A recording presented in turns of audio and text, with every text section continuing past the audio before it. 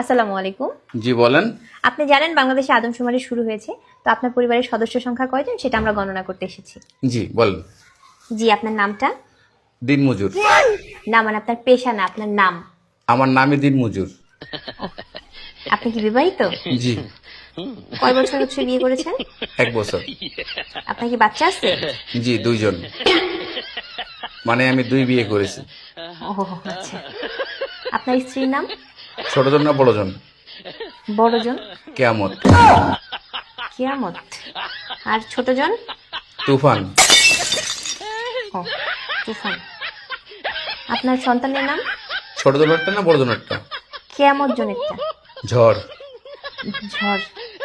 আর তুফানেরটা? Cedar. Cedar. জি, আপনার মূল্যবান সময় দেওয়ার জন্য আপনাকে ধন্যবাদ। আর লাগবে না? না না না, আর কিছু লাগবে না। আর কিছু লাগলে নিয়ে যান। না না, তাহলে ভিতরে এসে একটা চা খেয়ে যান। এখানে বেশিক্ষণ থাকলে সমস্যা আছে। না না না না, আর কিছুই লাগবে না। আপনাকে অসংখ্য ধন্যবাদ, ভালো থাকবেন।